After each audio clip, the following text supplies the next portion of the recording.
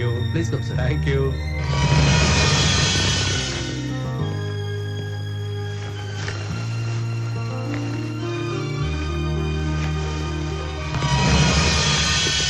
ಮಾನ್ಯ ವಿದ್ಯಾಮಂತ್ರಿಗಳಾದ ಜಿ.ಕೆ. ಹರಿಕೃಷ್ಣ ಅವರು ಈಗ ತಮ್ಮ ಕೈಯಾರ ಅರ್ಹತಾ ಪತ್ರಗಳನ್ನು ನೀಡಬೇಕು ಅಂತ ನಾನು ಅವರಲ್ಲಿ ವಿನಂತಿಸ್ಕೊತೀನಿ. S Ganesh, MSc. Good. Thank you, sir. Now, C. Gayatri, MSc. Thank you, sir. G. Guru Prasad, MSc, Gold Medalist of the Year.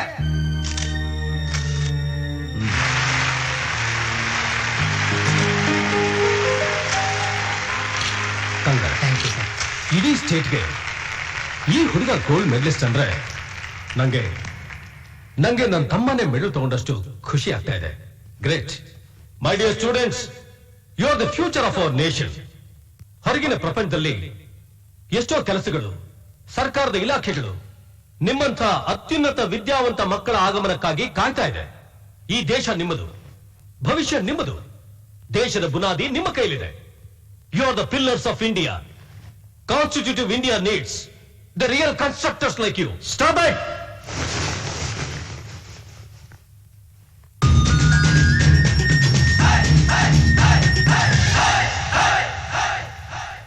Hey, Kichano. Students are the future of the nation. We are the pillars of India. Constitutive India needs real constructors like us, huh? Do you remember me, sir? ಈಗ ನೋಡಿ ಜ್ಞಾಪಕ ಬರ್ಬೋದು. 2000-2001 academic year, the pillar of India, ಆಗಿನ ಭಾರತದ ಆಧಾರ ಸ್ತಂಭ, ಅದಕ್ಕೆ ಆಧಾರ ಈ gold medal.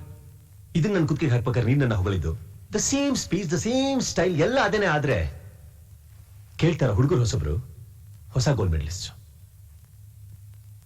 Friends, ಇಷ್ಟೊತ್ತು ಇವನು ಬಿಟ್ನಲ್ಲ, ಅದನ್ನೆಲ್ಲ ನಂಬಿಟ್ಟು ಈ ದೇಶದ ಮೇಲೆ ಸಿಗೋ ಕೆಲಸದ ಮೇಲೆ ಒಂದು ಅನನ್ಯವಾದ ಆಸೆ ಆಕಾಂಕ್ಷೆಗಳನ್ನ ಇಟ್ಕೊಂಡ್ಬೇಡಿ ನೀವು. Do you know the value of this gold medal? A big zero. ಈ ಮೆಡಲ್ ನ, ಈ ಸರ್ಟಿಫಿಕೇಟ್ಸ್ ನ ತಗೊಂಡೋಗಿ ಯಾರ ಮುಂದಾದ್ರೂ ನಿಂತ್ಕೊಂಡು I am so and so a gold medalist ಅಂತ ಹೇಳಿದ್ರೆ ಪಕ್ಕ ಕರ್ಕೊಂಡೋಗಿ ಎಲ್ ಮಾಡಿಸ್ಕೊಂಡೆ, ಎಷ್ಟಿಟ್ ಮಾಡಿಸ್ಕೊಂಡೆ, ಡಿಸೈನು ಸಖತ್ತಾಗಿದೆ, 18 ಕ್ಯಾರೆಟ್ 24 ಕ್ಯಾರೆಟ್ ಅಂತ ಕೆರ್ ನೋಡೋ ನನ್ನ ಮಕ್ಕಳೇ ಜಾಸ್ತಿ ಇದ್ದಾರೆ. ಫಸ್ಟ್ ಸ್ಟ್ಯಾಂಡರ್ಡ್ ಇಂದ ಹಿಡಿದು ಈ ಯೂನಿವರ್ಸಿಟಿ ವರೆಗೂ ನಾ ಸಂಪಾದನೆ ಮಾಡಿರೋ ಸರ್ಟಿಫಿಕೇಟ್ಸ್ ತೂಕ ಎಷ್ಟು ಗೊತ್ತಾ? 5 kg 468 ಗ್ರಾಮ್. ಬೆಲೆ 5 ಪೈಸೆ ಇಲ್ಲ. ನೀವು ಈ 3 ಲಕ್ಷ ಲೋನ್ ಕೊಡ್ತಿರಲ್ಲ, ಸೆಲ್ಫ್ ಎಂಪ್ಲಾಯ್ಮೆಂಟ್ ಸ್ಕೀಮ್ ಅಂದ್ಬಿಟ್ಟು ನಮ್ಗೆ, ಅದು ಒಬ್ರು ಕೈಗೆ ಹೋಗಿ ಅಲ್ಲಿ ಇಲ್ಲಿ ಅಂತ ತಿಂದು ತೇಗಿ ಜೀರ್ಣಾಗಿ ವಾಪಸ್ ನಮ್ ಕೈಗೆ ಬರೋಷ್ಟೊಳಗೆ 30,000 ಆಗಿರುತ್ತೆ. 30,000 ಅದನ್ನ ಹಿಡ್ಕೊಂಡು ಏನ್ ಗಿಣಿಶಾಸ್ತ್ರ ಹೇಳ್ಬೇಕು, ಇಲ್ಲ ಗೆಣಸ್ಕೇರಿ ಕೂತ್ಕೋಬೇಕು ನೋಡಿ. 2 ವರ್ಷದಿಂದ ನಾನು ಕೆಲ್ಸಕ್ಕಾಗಿ ಅಲ್ಲಾಡ್ತಾ ಇದೀನಲ್ಲ, ಆ ಎಕ್ಸ್ಪೀರಿಯನ್ಸ್ ನಾನು ನಿಮ್ಗೆ ಹೇಳ್ತಾ ಇದೀನಿ. ನಾವು ಓದು ನಮ್ ತಾಯಿ 2 ಹೊತ್ತು ಊಟ ಹಾಕೋ ಓದಾದ್ರೆ ಸಾಕು, ನಮ್ ತಂದೆಗೆ ಊರ್ಗೋಲಾಗಷ್ಟು ಓದಾದ್ರೆ ಸಾಕು. ಅದನ್ನ ಬಿಟ್ಕೊಂಡು ಏನೋ ಕನ್ಸುಗಳನ್ನ ಕಂಟ ನನ್ನ ಮಗನ್ ಏನೋ ಸಾಧಿಸ್ಬಿಡ್ತೀವಿ ಅಂತ ಓದ್ತೀವಲ್ಲ, ಓದು ಯಾವ ಉಪಯೋಗಕ್ಕೂ ಬರಲ್ಲಮ್ಮ. ಈಗಲೇ ಹೇಳ್ತೀನಿ ಕೇಳಿ, ಎಲ್ಲ ವೇಸ್ಟ್. ಇಲ್ಲಿ ಬುದ್ಧಿಗೆ ಯಾವ ನನ್ನ ಮಕ್ಕಳು ಬೆಲೆ ಕೊಡೋದಿಲ್ಲ. ಲಂಚ ಲಂಚ ಅದೆಲ್ಲರಿಗೂ ಬೇಕು, ಎಲ್ರಿಗೂ ಸಲ್ಲತ್ತದು.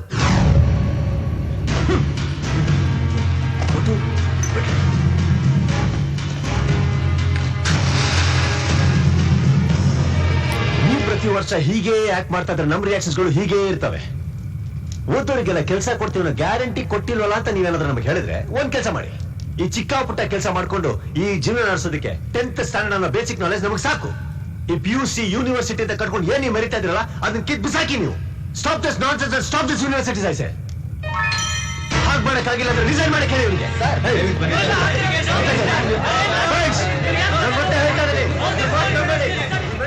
It's okay. It's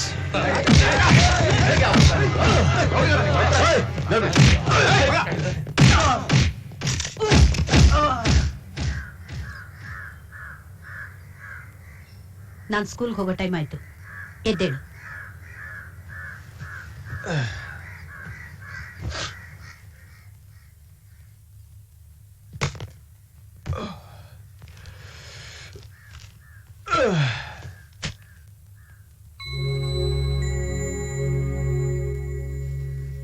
ನಾನು ಟೀಚರ್.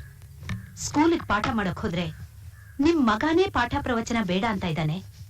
ಇನ್ನು ನೀವು ನಮಗ್ ಪಾಠ ಹೇಳಿ ಏನ್ ಪ್ರಯೋಜನ ಟೀಚರ್ ಅಂತ ಮಕ್ಕಳು ಕೇಳೋ ಪರಿಸ್ಥಿತಿ ತಂದಿದ್ಯಾ? ಬೇರೆ ತಂದೆ ತಾಯಿರ್ ಥರ ಮಕ್ಕಳು ಸಂಪಾದಿಸಿ ತಂದು ಮನೆಗ್ ಕೊಡ್ಬೇಕು ಅಂತ ಹೇಳೋ ಹಾಗೆ ನಾನ್ ಯಾವತ್ತಾದ್ರೂ ಹೇಳಿದಿನ ಇಲ್ವಲ್ಲ? ಮತ್ ಯಾಕೆ ಈ ರೀತಿ ಪೇಪರ್ ಅಲ್ಲಿ ಬಂದು ಮರ್ಯಾದೆ ತೆಗೆಯೋದು? ಉಪ್ಪಿಟ್ಟು ಫ್ಲಾಸ್ಕ್ ಅಲ್ಲಿ ಕಾಫಿ ಹಾಕಿಟ್ಟಿದ್ದೀನಿ. ಹೋಗೋಕ್ ಮುಂಚೆ ತಿನ್ಕೊಂಡ್ ಹೋಗ್ಬೋದು. ನನಗೆ ಖರ್ಚಿಗೆ ಒಂದ್ ಸ್ವಲ್ಪ ದುಡ್ಡು ಬೇಕು. ನನ್ನ ಹತ್ರ ದುಡ್ಡಿಲ್ಲ.